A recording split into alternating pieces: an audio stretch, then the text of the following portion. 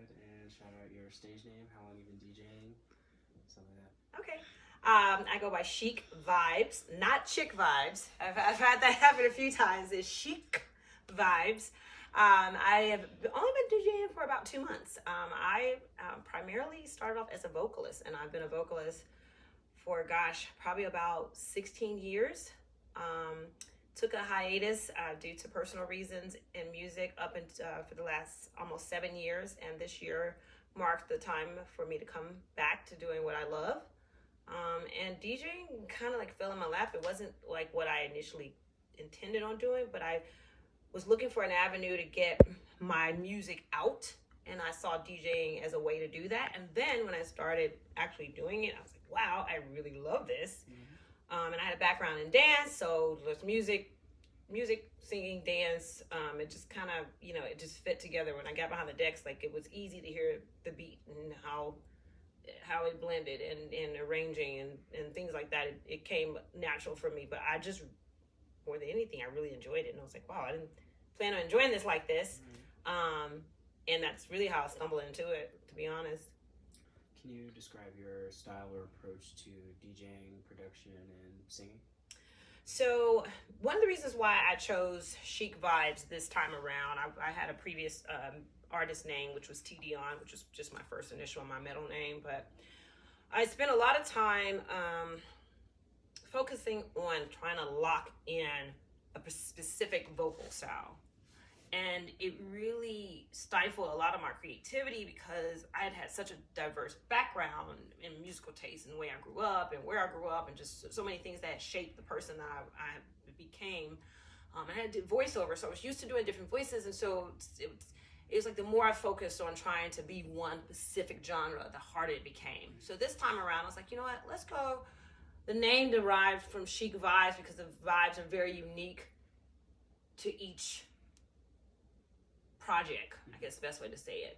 Like when I go in, I kind of think of myself as an instrument to that project and not so much, oh, look at my vocal ability. I look at each thing from a production as how can I morph into this project the best creatively. Right. And that's really my approach to DJing, to writing, to vocals, to all things creative within my art is to be as versatile and to really morph and change as much as possible in that creative process as I can. You spoke about kind of how you got started and your background and all the things that you do. Who or what inspires those things? Other artists, DJs, singers? Who do you kind of draw from when you're creating? For me, I would say it started really from just having a really diverse background as a child. I was born in inner city Detroit, and then midway in my like 9 or 10, moved to rural Alabama. So I went from like very urban markets, like in the sticks and the bushes in the country, and so I from there, like I had all these different musical influences in my upbringing because I had been morphed in so many different directions. Right. And so when I came to music, it was one of those things where it was like, that's why it was so hard for me to lock into something specific. Those things have shaped what I've done creatively because those inspirations that I'm drawn to are so diverse that I just like to pull from a lot of different things. Now, are you a full-time DJ currently? No, I'm not.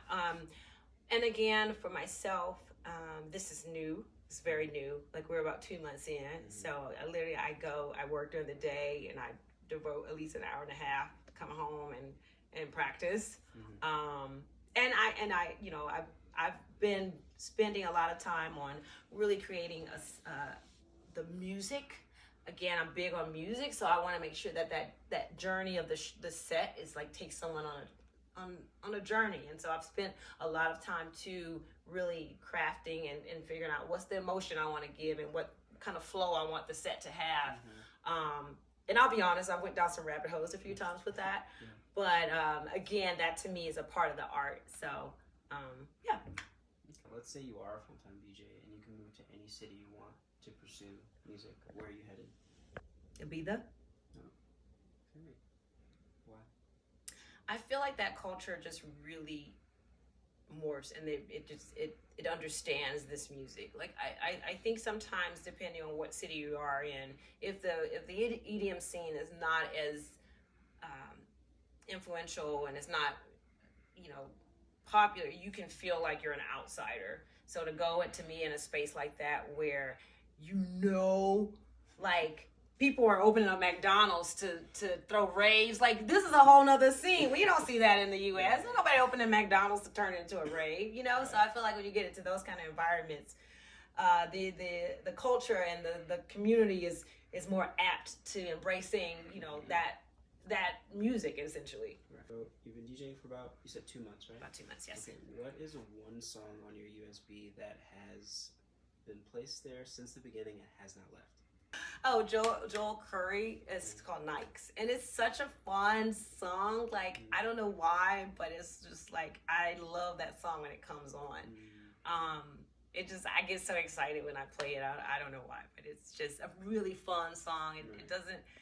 I can't say exactly what draws me to it, but I just know it's just a fun song. When I hear it, I'm just like, and then I catch myself making like all these funky faces. That's how I know when I like something. Right. When my face started, you know, doing the stank face, right? I know. Then I know. Then I know I like it. What are some kind of goals or benchmarks that you've set for yourself, both short term, mid-term, long term? Okay. For me, the biggest thing on this part of the journey is to really just enjoy what I'm doing. I would like to ultimately perform. I'm a vocalist. I enjoy music. Ultimately, you know, ideally to get up and do a set and also be able to sing my music while I'm DJing a set would just be super cool. I just feel like, you know, like going on a tour where like you DJ for a little bit, then you go out and bust it like Beyonce and sing, like that would just be super freaking cool. Like I'd be like, I like this. I can do this, you know. I've lived overseas before, so, you know, being able to travel and see different cultures and things like that is definitely, I think everyone needs to experience that. But just being able to take music around the world is just, to me, like super, that's just like the best gig ever, you know? Can you share any challenges you've faced so far in this profession and kind of how you overcame them? So I think for all artists, the biggest challenge is what's in here. We tend to, and I do this for myself, I overthink things, I overanalyze, I criticize. I enjoy my art, but sometimes my internal voice is the biggest voice for myself. It's just allowing myself to do what I'm naturally able to do without, you know, left braining it so much. Right. And that has always been a struggle for me. I've gotten better by just when I see it happening, you know, just reeling myself back in, like, you got this.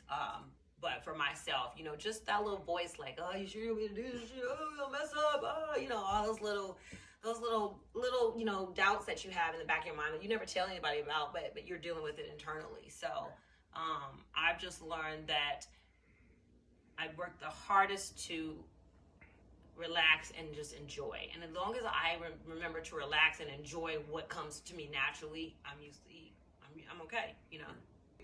Time for curveball. Okay. It's our favorite one. Let's say you have a gun, but it doesn't shoot bullets. What does your gun shoot? It didn't shoot bullets. It would shoot gummy bears. Oh, wow. Okay. I love gummy bears. Yeah, so you would just use them for yourself. I don't know how the gummy bear would come out the chest. Yeah, I guess you point it We need something a little harder. Yeah, I mean, people take the offensive route, people take the defensive route. So we're going to wrap up. Just go ahead and shout out your stage name one more time, any upcoming shows, projects, anything you have in the works that you want people to know before we wrap. Hi guys, I'm Chic Vibez. I'm super excited about the EP coming out, first EP with Rhino and Joey Francis. Super dope producers. We got some really, really great music coming out, so I'm so excited about that.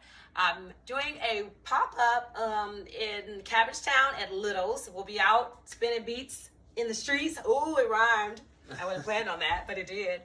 So yeah, that's, I'll just look out for my story. I'll have it on my story when we lock down which day it will be. It will be either Saturday or Sunday, and it'll be right before Halloween. So it's that weekend before Halloween, but I'll bring the date soon. Thanks, guys.